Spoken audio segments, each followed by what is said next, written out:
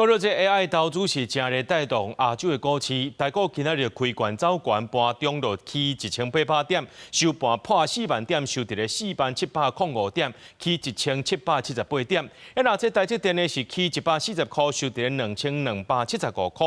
联发科呢是直接冲破2870块，创历史纪录。那讲到这劳动基金3月了钱，不过4月呢，因为这台股一个月就起22.71%，有机会赚大钱。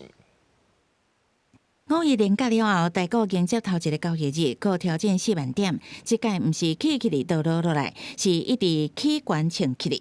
测试台股开盘39228点，上悬40755点，起超过1800点，总场收伫40705点，大起1778点。这嘛是台股史上收盘攻上4万点。专家分析，除了美国伊朗战争紧张降低，国家顶礼拜台股4大科技头人宣布，搁再确定 AI 成长趋势，带动台股大起。像台积电呢，就通知了 TPU、GPU 的一个订单。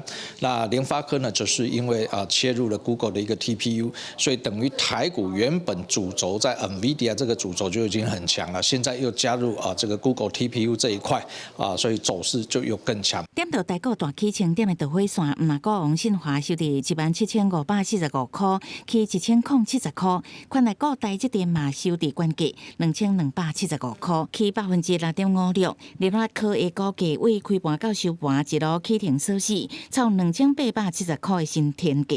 根据统计，今年1月至4月，国际股市拢有真好的表现，以韩国气势上强，大起56.59%。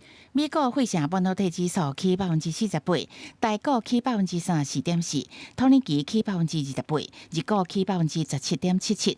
不过，回顾3月全球金融市场表现，捌因为中东战争油价大起，拍乱股市起悬的脚步。因为台股3月落价幅度超过10%，拖退劳动基金获利表现，将3月份收益4344.5亿，获利回吐3786.5亿，收益率为10.83%，落到5.76%。3月份的主要的股市的呈现的震荡走弱，所以债市也是有同样修正的态势，所以基金呢，在3月份呢，确实有获利回吐的一个情形。劳动基金3月获利回吐，不过4月是因为台股单一个月起22.71%，渴望收益提高。